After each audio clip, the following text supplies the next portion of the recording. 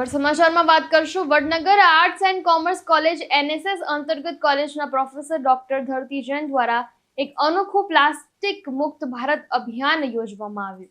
વડાપ્રધાન નરેન્દ્ર મોદીના પ્લાસ્ટિક મુક્ત ભારત અભિયાનને હવે લોકો હોંશે હોંશે અપનાવી રહ્યા છે અને આ મુહિમને પણ આગળ વધારી રહ્યા છે। તો આજના સમયમાં પ્લાસ્ટિક પોલ્યુશન અવેરનેસની એ ઘણી જરૂરિયાત છે, ત્યારે વડનગર કોલેજના એનએસએસના વિદ્યાર્થીઓ અને પ્રોગ્રામ ઓફિસર ડોક્ટર ધરતી જૈન દ્વારા આખા સંકુલને પ્લાસ્ટિક મુક્ત બનાવવામાં આવ્યું। તેમજ પ્લાસ્ટિક પોલ્યુશન અવેરનેસ પ્રદર્શન, પ્લાસ્ટિક મુક્તનો સંદેશો આપતા પ્લે કાર્ડ, બોટલોથી બનાવેલો સોફો પણ રજૂ કરવામાં આવ્યો હતો।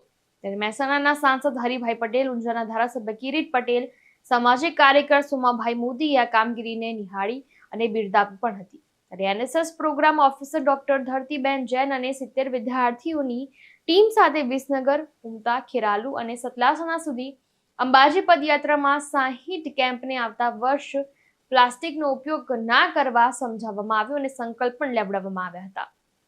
તો આ કામગીરીને બિરદાવવા એનએસએસ પ્રાદેશિક નિયામક કમલકુમાર, કુલપતિ કેસી પોરૈયા તથા એનએસએસ કોઓર્ડિનેટર કમલેશ ઠક્કરે વિદ્યાર્થીઓની મુલાકાત લેવા આવ્યા હતા અને વિદ્યાર્થીઓના આવા ઉમદા કાર્યની બદલ તેમને પ્રોત્સાહિત પણ કર્યા હતા। અમારી ઝુંબેશ પ્લાસ્ટિક મુક્ત, સ્વચ્છ અને હરિયાળું ભારત છે।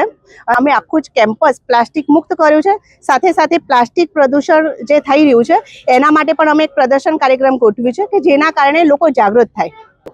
આપણે છે ને ક્યાંય પ્લાસ્ટિકનો યુઝ નથી કર્યો, ડેકોરેશનમાં પણ આપણે પ્લાસ્ટિકનો યુઝ ન કર્યો, ઇવન કીટમાં પણ નથી કર્યો, બુકેમાં પણ નથી કર્યો અને આખા કેમ્પસમાં તમે ક્યાંય પ્લાસ્ટિક જોવા નહીં મળે।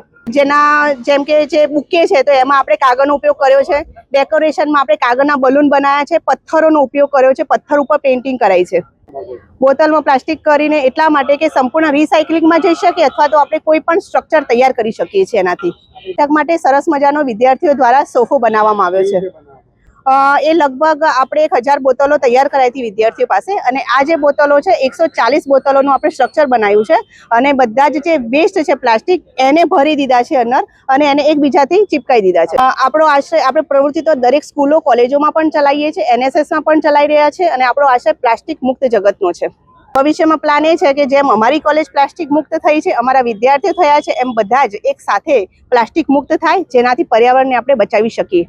આ વખતે લગભગ 60 જેવા કેમ્પ આપણે કવર કર્યા છે, 20,000 પદયાત્રીઓને કવર કર્યા છે અને 60 કેમ્પમાં આપણે શપથ લેવડાવી છે કે આવતા વર્ષે એ પ્લાસ્ટિકનો ઉપયોગ ન કરે, એની જગ્યાએ સ્ટીલ અથવા તો કાગળનો ઉપયોગ કરે, એટલે આપણે સ્વચ્છતા અભિયાનની જરૂરત જ ના પડે। વસીમ મંસૂરી સાથે ચક્રવાત ન્યૂઝ, વડનગર।